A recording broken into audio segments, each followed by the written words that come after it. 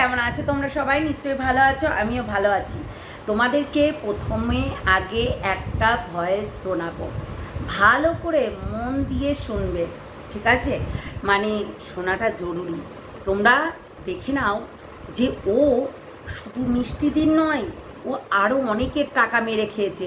সেগুলো একটু শোনো, না শুনলে কি করে হবে? শুনবে, তারপর বলবে। নিজেই অ্যাকসেপ্ট করছে, অবশ্যই নিজেই অ্যাকসেপ্ট করছে যে কী করেছে। শোনো।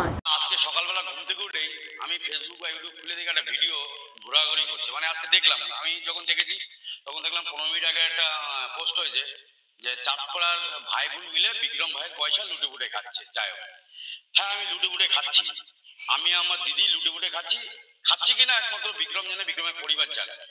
তা একটা কথা বলি দাদা, এই হাবড়া দুই গাই বাছুরকেই বলছি, গাই বাছুর তোমরা পুরো ডিটেলস নাও।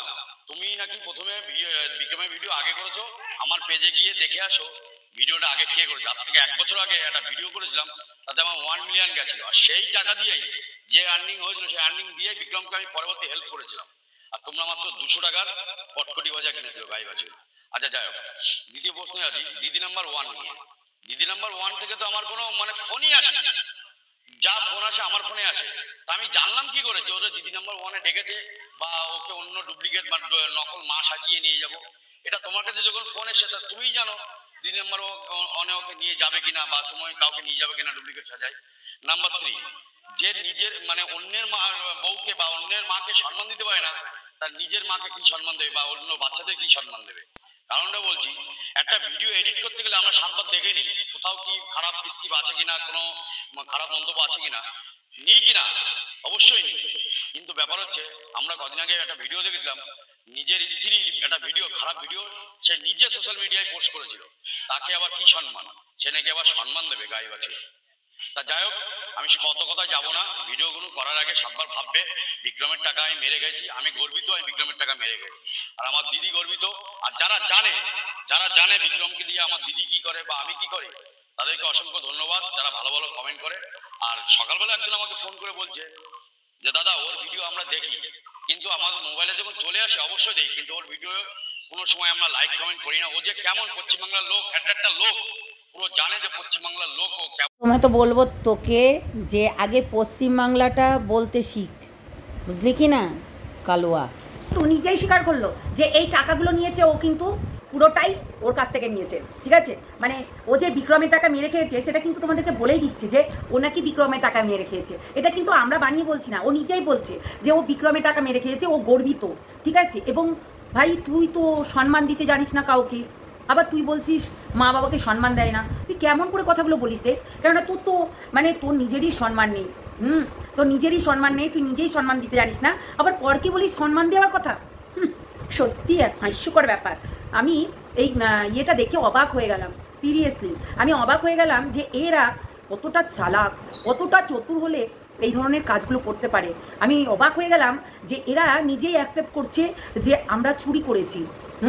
এরা নিজেই অ্যাকসেপ্ট করছে ও নাকি নিজেই গর্বিত বিক্রমের টাকা চুরি করে, বিক্রমের টাকাটা মেরে খেয়ে ও নিজে গর্বিত। হ্যাঁ, এটাই তো করে যাচ্ছে, এইটাই তো করছে, এবং এইগুলোই তো করে করে বেড়ায়।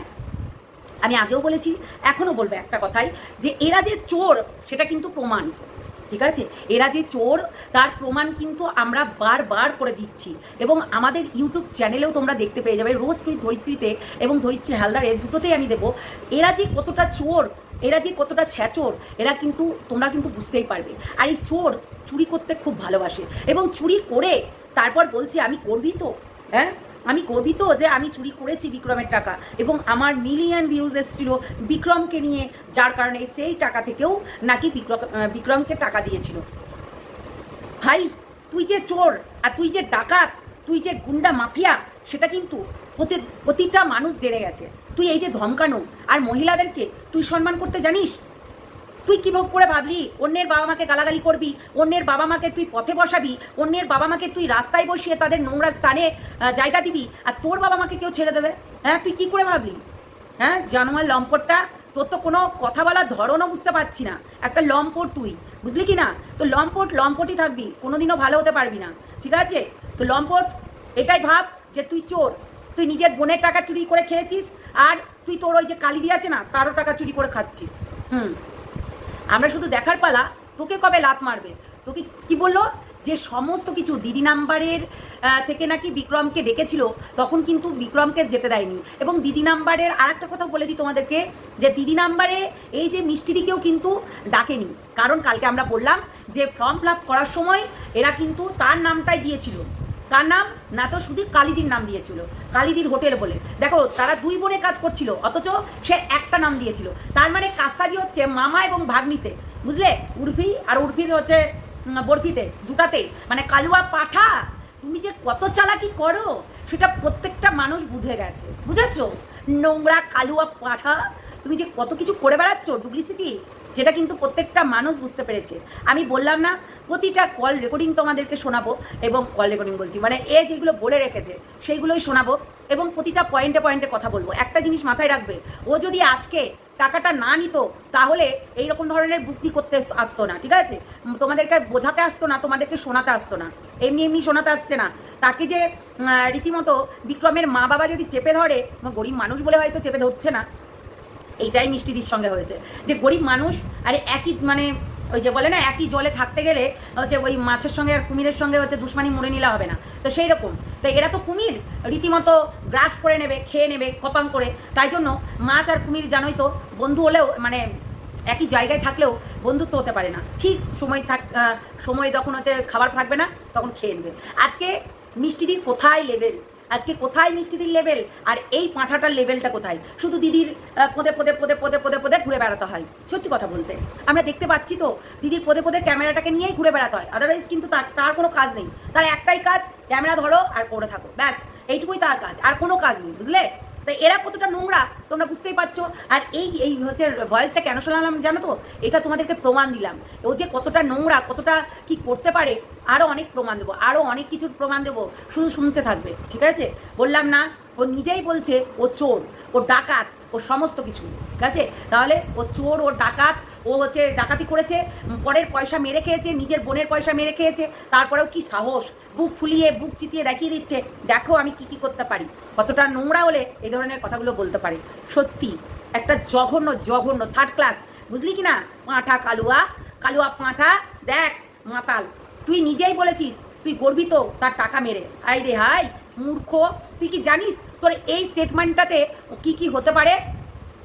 গাধা, গবেট মার্কা গবেট, বুঝেছিস? তোর এই স্টেটমেন্টটাতে তোর কি কি হতে পারে বল? তুই নিজেই স্বীকার করছিস যে তুই চোর, তুই ডাকাত, বুঝতে পারলি? তুই যে চোর, তোর ডাকাত, এটা তোর বলে দিচ্ছে মানুষের। নোংরা। তো তোমরা শুনতেই পেলে কি কি বললো।